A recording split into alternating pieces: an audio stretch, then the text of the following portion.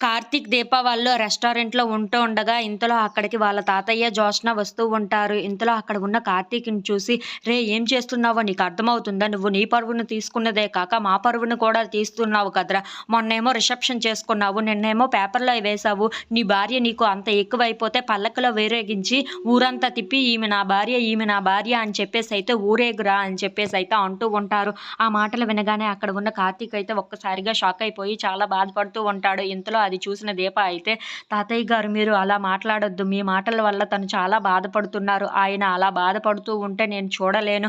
నేనేదైనా తప్పు చేసి ఉంటే నేనే ఇక్కడి నుండి వెళ్ళిపోతాను" అని చెప్పేసైతే అంటూ ఉంటుంది. ఆ మాటలు వినగానే అక్కడ ఉన్న వాళ్ళ తాతయ్య అయితే, "మీరేం తప్పు చేశారు? మేమే కదా తప్పు చేశాము. మేమే వెళ్ళిపోతాంలే" అని చెప్పేసైతే అంటూ ఉంటాడు. ఆ మాటలు వినగానే అక్కడ ఉన్న జ్యోత్స్న అయితే, "ఏంటి తాతయ్య మీరేం మాట్లాడుతున్నారు? ఇది మన రెస్టారెంట్. మనకు నచ్చిన విధంగా మనం ఇక్కడ ఉండవచ్చు కదా" అని చెప్పేసైతే అంటూ ఉంటుంది. ఆ మాటలు వినగానే అక్కడ ఉన్న వాళ్ళ తాతయ్య అయితే, "మన రెస్టారెంటే కావచ్చు. కానీ ఇలా దిగజారిన మనుషులతో మనం మాట్లాడడానికి సరితూగము. అందుకే మనం ఇక్కడి నుండి వెళ్ళిపోదాం. పద జ్యోత్స్న" అని చెప్పేసైతే పిలుస్తూ ఉంటాడు. ఇంతలో అక్కడ ఉన్న జ్యోత్స్న కూడా వెళ్ళిపోతూ ఉండగా అక్కడ ఉన్న వాళ్ళ తాతయ్య ఒక్కసారిగా ఆగి, "ఒరేయ్! నువ్వేదైనా చేసుకో. కానీ నా పేరు గాని, నా ఇంట్లో ఉన్న వాళ్ళ పేరు గాని, నా ఇంటి పేరును కానీ నువ్వు బయటికి తేకు. మర్యాదగా చెప్తున్నాను" అని చెప్పేసైతే చెయ్యి చూపించి మరీ అంటూ ఉంటాడు. ఆ మాటలు వినగానే అక్కడ ఉన్న దీప, కార్తీక్ వాళ్ళు అయితే ఒక్కసారిగా షాక్ అయిపోయి వాళ్ళ తాతయ్య వైపు చూస్తూ ఉండిపోతారు.